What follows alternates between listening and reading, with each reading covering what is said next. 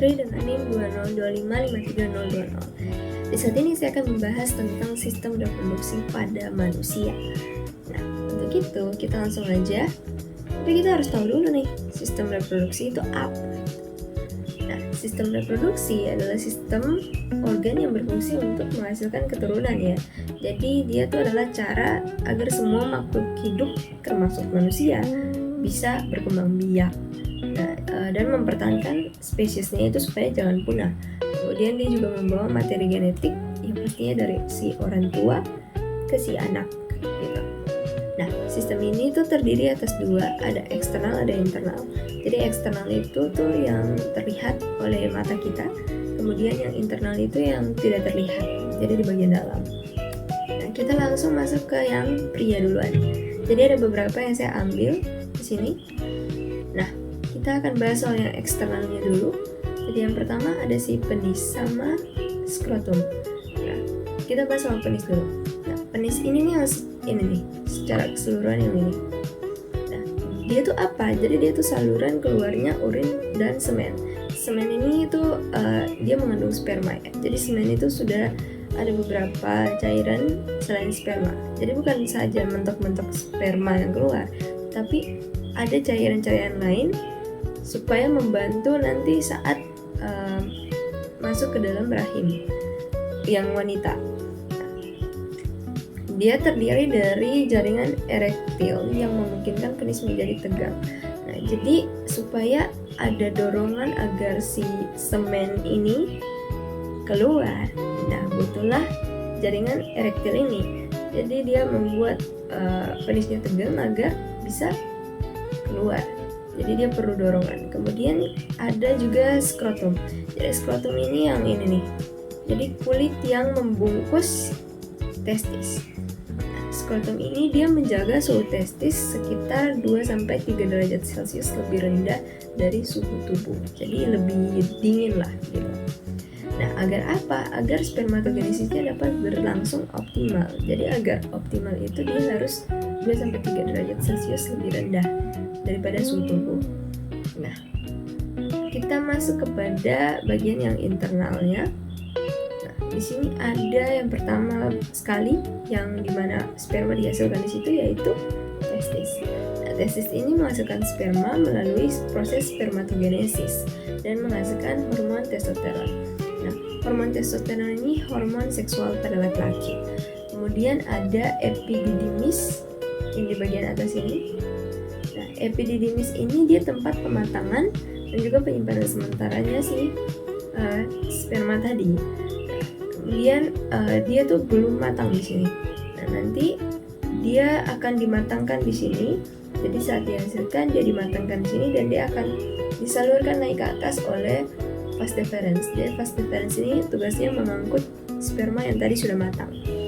Nah, kemudian dia akan masuk ke sini.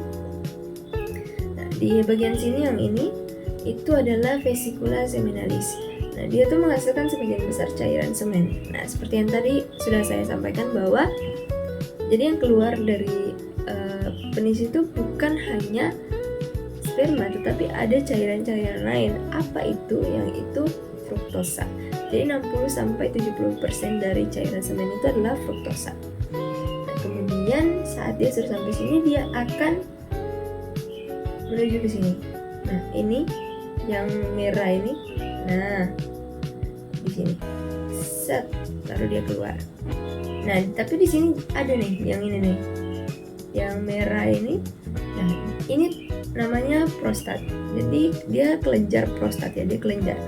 Nah, dia menghasilkan cairan semen yang melindungi dan menutrisi sperma serta mengontrol aliran urin dan semen saat ejakulasi. Nah, jadi proses memproduksi itu terjadi di si kelenjar prostat ini. Nah, cairan semen ini dia melindungi. Jadi fungsi dari si cairan semen yang kaya akan fruktosa ini supaya dia melindungi dari apa? Jadi rahim wanita itu dikenal sangat tinggi keasamannya. Nah, untuk itu pasti si sperma ini tidak bisa bertahan kalau dia tidak dilindungi oleh cairan-cairan yang lain. Di sini juga dia dapat mengontrol aliran urin. Oke. Sebelum itu kita masuk ke ini. Jadi saat dia sudah selesai dibekali, istilahnya dia dibekali, setelah dia dimatangkan dia harus dibekali supaya dia bisa sampai tujuan dengan selamat. Nah, kemudian di sini kita ada uretra. Nah, uretra ini saluran pengeluaran urin dan semen. Nah, ini yang merah ini dia keluarnya lewat sini nanti. Nah, seperti itu. Nah, yang ini apa yang tidak ada keterangannya ini karena dia tidak terlalu berhubungan dengan si sperma ya. Ini ya kantung kemih. Jadi ini lebih ke sistem ekskresi manusia. Nah, oke, kita masuk kepada sistem reproduksi pada wanita.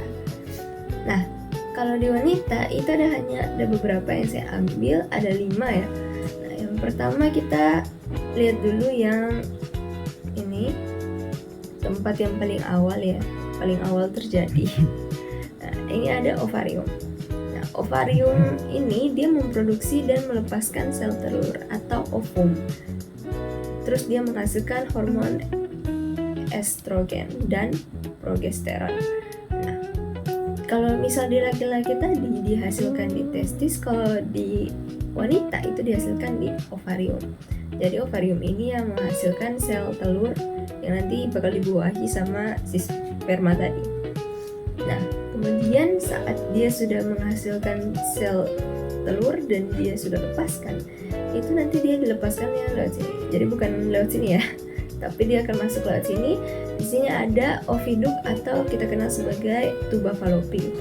Nah, di sini adalah saluran untuk mengangkut sel telur dari ovarium menuju rahim dan tempat terjadinya fertilasi. Dan jadi saat sudah dihasilkan di sini, dia akan menuju di sini, sama seperti yang laki-laki tadi.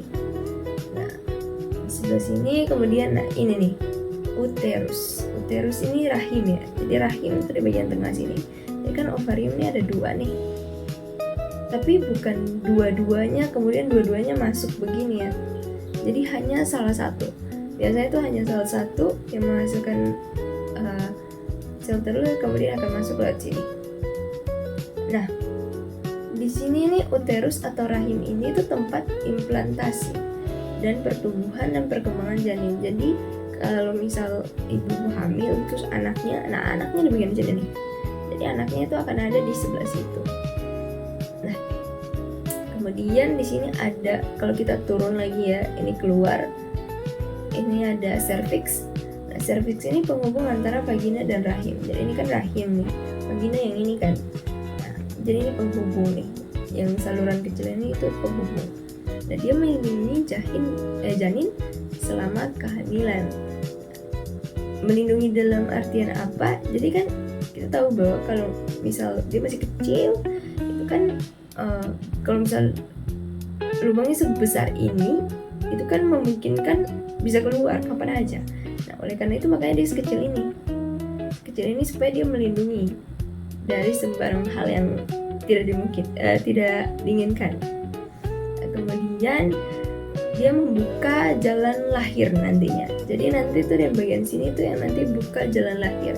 Jadi kalau belum lahiran ini nggak mungkin terbuka. Nah, kemudian dia juga yang mengatur keluarnya darah menstruasi. Jadi yang tiap bulan itu, nah ini yang mengatur itu cervix. Kayak keluarnya seberapa banyak kayak gitu. Kemudian yang paling terakhir itu ada vagina. Vagina itu bagian sini pastinya. Nah, vagina ini yang eksternal ya, yang terlihat dari luar. Nah, saluran keluarnya darah menstruasi dan tempat masuknya sperma menuju rahim. Jadi sperma masuk lewat sini, terus dia nanti masuk ke cervix, kemudian dia akan bertemu sel telur di rahim. Kemudian dia juga tempat keluarnya darah menstruasi. Ya pasti ya, karena tadi kan kalau misal kita bahas soal menstruasi, itu kan peleburan darah ya. Jadi darahnya tuh dilepas karena tidak dibuahi. Sebenarnya itu bukan darah ya, tapi itu sel telur yang tidak dibuahi sehingga dia melebur dan akhirnya keluar. Dan itu agak istilahnya darah kotor gitu kan. kita lanjut aja, nanti kita bahas soal si menstruasi ini di akhir. Nah, ini ada perjalanan sel sperma. Jadi setelah sel sperma ini dia dimatangkan, dibekali, perjalanannya itu seperti apa? Nah, jadi perjalanannya itu dimulai dari testis tadi ya, produksi sperma. Jadi sperma diproduksi di situ, kemudian dia dimatangkan di epididymis, kemudian dia disalurkan oleh vas deferens, kemudian dia akan pergi ke uretra. Jadi tempat pencampuran ini maksudnya dia dicampurkan dengan cairan-cairan lain yang tadi fruktosa itu supaya jadi semen, bukan sperma aja tapi semen. Nah, kemudian terjadi ejakulasi. Nah, ejakulasi ini kan yang tadi tuh kayak dorongan supaya si semen ini keluar. Nah, saat keluar dia masuk ke vagina. Di vagina ini nanti dia naik ke saluran kecil tadi yaitu cervix, kemudian dia akan ke rahim, ke si uterus ya. Kemudian setelah itu dia akan ke oviduk. Oviduk ini yang saluran tadi seperti itu. Nah, kemudian terjadinya fertilasi. Jadi fertilasi ini tuh proses dimana si sel telur ini dia tuh akan dibuai oleh sel sperma. Jadi sel spermanya akan masuk. Nah, itu disebut dengan fertilasi. Oke, kita masuk kepada kuis. Jadi coba teman-teman lihat, ada beberapa organ yang di sini saya taruh, ada dari A sampai dengan J. Teman-teman boleh pause, kemudian teman-teman boleh mencoba untuk menebak organ ini tuh apa sih namanya gitu. Nah, oke. Kalau udah, kita akan reveal jawabannya. Nah, jawabannya ini, apa kalian benar semua atau ada yang salah? Kalau ada yang salah, putar videonya lagi, kemudian ditonton lagi. Oke, kita masuk kepada yang paling terakhir yang akan kita bahas di sini, yaitu siklus menstruasi.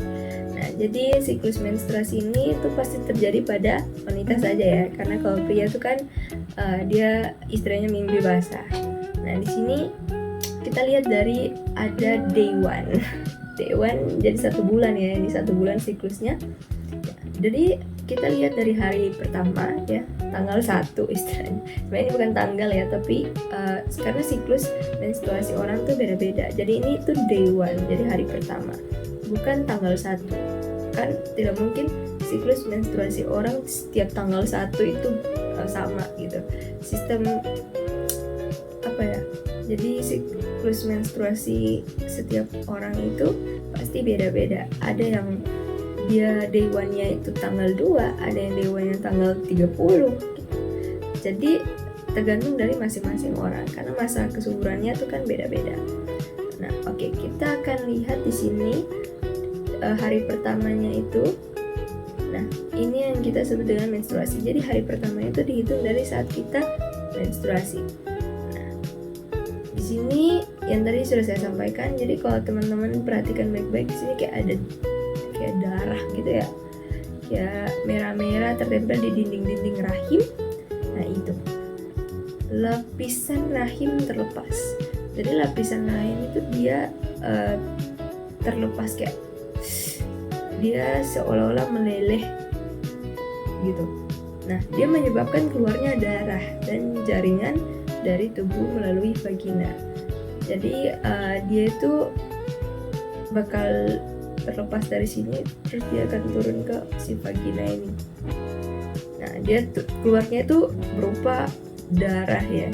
Sebenarnya itu bukan pure darah, tapi bisa dibilang darah karena warnanya merah. Nah, kemudian itu dari day 1 sampai hari kelima. Tapi beda-beda ya. Ada yang orang tuh sampai hari keempat udah selesai, ada yang sampai hari ke-6 bahkan masih ada kayak gitu. Jadi tiap orang tuh beda-beda. Hanya saja ini secara umum. Secara umum harusnya tuh 5 hari ya. Tapi sekali lagi tiap orang beda-beda. Nah, kemudian setelah melewati fase menstruasi ini, dia akan masuk kepada fase folikuler. Nah, fase folikuler ini tuh dimulai dari hari ke-6 hingga hari ke-14, lebih lama daripada fase menstruasi ya. Jadi ini ketika kelenjar pituitari dia melepaskan hormon yang merangsang pertumbuhan dan perkembangan follicle ovarium. Nah, di sini.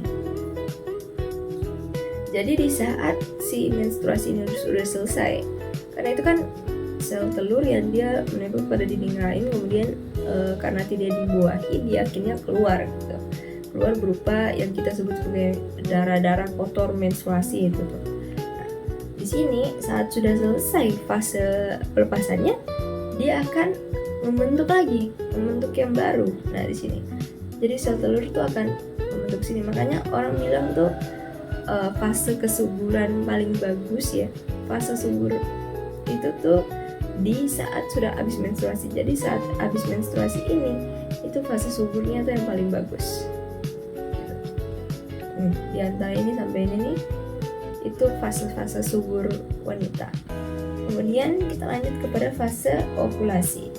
Nah, fase ovulasi ini dari hari ke-15 sampai hari ke-19.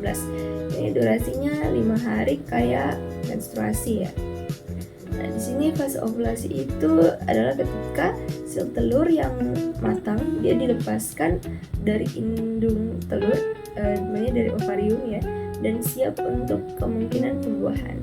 Jadi setelah dia sudah dihasilkan nih, dia kemudian pergi ke ovidum. Nah, sini kan ada ovarium, dia naik ke ovidum. Nah, ini supaya ada kemungkinan untuk pembuahan. Jadi dia tuh kayak tidak menyerah begitu. Jadi setiap dia tidak dibuahi tiap bulan ya, tidak dibuahi, dia akan keluar lagi, dihasilkan lagi, dia akan menuju lagi ke tempat yang sama untuk menunggu si sperma ini gitu. Nah, kemudian kita masuk kepada hari ke-20 sampai hari ke-28. Ini sebenarnya tergantung ya, ada ke-28, ke-30 terserah ya, tapi intinya ini setelah melewati fase ovulasi. Sekali lagi tiap orang beda-beda. Nah, di sini ada fase terakhir yaitu fase luteal. Nah, fase luteal ini adalah ketika folikel ovarium ini dia kosong dan menjadi korpus luteum. Nah, dia menghasilkan hormon yang mempersiapkan rahim untuk kemungkinan implantasi embrio. Nah, jadi setelah dia naik ke sini, dia akan ada di rahim. Nah, di sini kan ovariumnya nih kan kosong kan. Dia tuh akan menghasilkan hormon. Jadi setelah dia menghasilkan sel telur, dia akan menghasilkan hormon setelah sel telur ini sudah ada di bagian rahim. Nah, untuk apa? Supaya untuk mempersiapkannya. Jadi dia mempersiapkan kemungkinan si sperma itu tuh akan datang gitu. Nah, dan setelah fase luteal ini selesai, dia akan masuk lagi ke fase menstruasi. Kalau tidak ada pembuahan atau si sperma itu dia nggak datang, ya udah keluar lagi dan diulang lagi. Jadi ini itu siklus yang terus berputar seperti itu. Oke teman-teman, sekian dari apa yang bisa saya jabarkan tentang sistem reproduksi pada manusia. Kita udah bahas tadi soal pria, kemudian udah bahas soal wanita, kemudian kita juga singgung soal menstruasi karena itu juga bersangkutan ya. Jadi si sel telur ini dia terlepas karena tidak dibuahi oleh sel sperma yang tak kunjung datang. Nah, jadi kita sudah bahas 3 hal di sini teman-teman. Semoga video ini membantu teman-teman dalam mempelajari tentang sistem reproduksi manusia secara umum. Sekian dan terima kasih. Sampai jumpa.